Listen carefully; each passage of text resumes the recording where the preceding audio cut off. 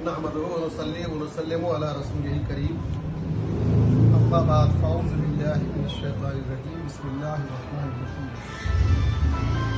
इन्न दीना इंदल्लाहिल इस्लाम सदक़ल्लाहुल अज़ीम।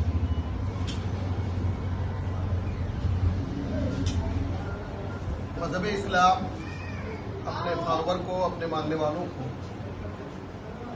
सादगी का सबक देता है, सादा ज़िंदगी गुजारने का सबक देता है।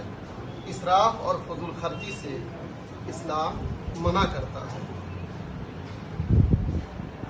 फजूल खर्च को हर तबके में, बल्कि हर समाज में, हर मुआशरे में बुरा माना गया है। सभी लोग कहते हैं कि फजूल खर्ची से बचना चाहिए, लेकिन अफसोसनाक ये है कि कोई बच नहीं पाता है। अब अगर कोई हिम्मत करता है कि मैं फजूल खर्ची से बचूंगा, तो उस पर लोग तनकीद भी करना शुरू कर देते हैं। हालांकि सबका टारगेट यही कि फजूल खर्ची नहीं करना चाहिए। हर बाप अपने बेटे को फजूल खर्ची से मना करता है, लेकिन वही बाप अपनी जवानी और की ज़िंदगी में वो भी फजूल खर्ची से बच नहीं पाता है। फिर बुढ़ापे में जाकर बाप बेटों को डांटता है। तो ऐसा इसीलिए अमल नहीं हो पाता है। लिमा तक़ूलूना मा ला तफ़अलून।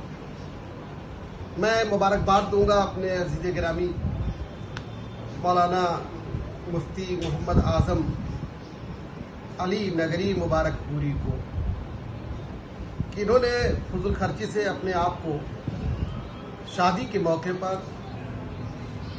पूरे तौर पर बचाने की कोशिश की। हत्तल इम्कान ये कामयाब भी रहे।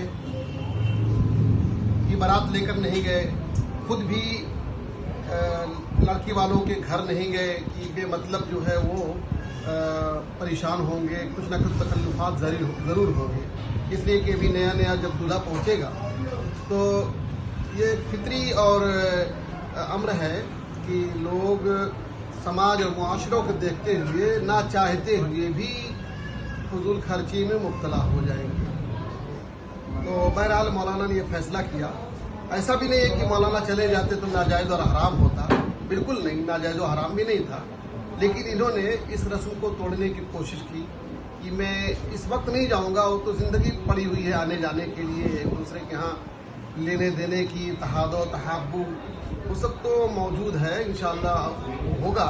लेकिन इस मौके पर जो रस्म चली आ रही है मुआशरे में, जो एक तबाहकुन स्टेज पर ले गई है लोगों को, और तो उससे इन्होंने अपने आप को बचाया और एक मैसेज देना चाहा कि दूसरे लोग भी इस पर अमल करके उन गरीब तबका को जो वाकई परेशान रहते हैं, कैसे इंतज़ाम किया जाए, बारात को क्या क्या खिलाया जाए, क्या पिलाया जाए, उनके लिए एक राहत का सामान पैदा करने की कोशिश की है।